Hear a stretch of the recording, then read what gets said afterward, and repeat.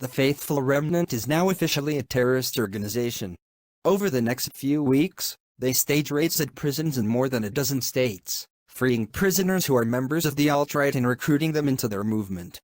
Eventually, they gather at an isolated building in a rural area of Idaho to discuss plans for an armed rebellion against the federal government. We came so close to achieving our goals from 2024 to 2028, but then our greatest champion, Donald Trump, was forced out of office, and after him the leftists took over, seducing millions of younger voters into supporting them, causing a massive blue wave that brought down the Republicans.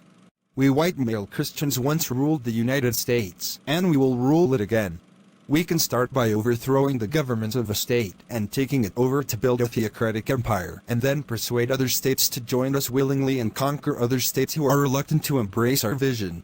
It's either that or we lose our way of life forever and then we are ruled by atheists, leftists and other sinners. So what state should be our target for the takeover? There are several good options. South Carolina has always been a hotbed of right-wing activity. It was the first state to secede from the Union in 1860, prompting several other states to follow suit, leading to the American Civil War. There is also Texas, which was once its own country, the Republic of Texas, and it was one of the states which joined the Confederacy during the Civil War. It has a large population, is still quite red, and has a strong industrial base. Then there are also states like Montana, Idaho, and Colorado, which are in the Rocky Mountain region.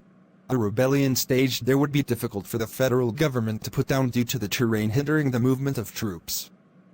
The problem is that they also have small populations. So our forces raised up would be limited and our rebellion could still be easily crushed. Utah is a very red state and is dominated by the Mormon Church, which shares most of our conservative values. And the Mormon Church is extremely rich. If we persuade the Mormon leaders to back us, we are more likely to win. We can persuade the Mormon leaders by telling them they can bring polygamy back if they can break Utah from the Union. All right. I will contact the Mormon leaders to make them an offer. Texas is still the best option, I think.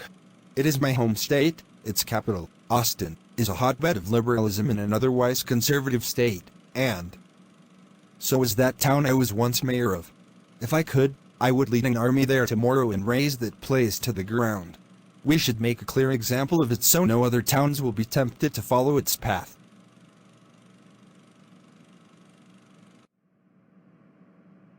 Debbie Smith, congratulations on being appointed to the ruling council to replace Jessica Sims. I have accepted her resignation, but you still must stand for election this fall to keep the seat. I understand. I will file my candidacy at City Hall next week. Let's begin discussions on the budget for this year. I have several proposals to offer. I've just looked at your proposals and they would make public spending too large.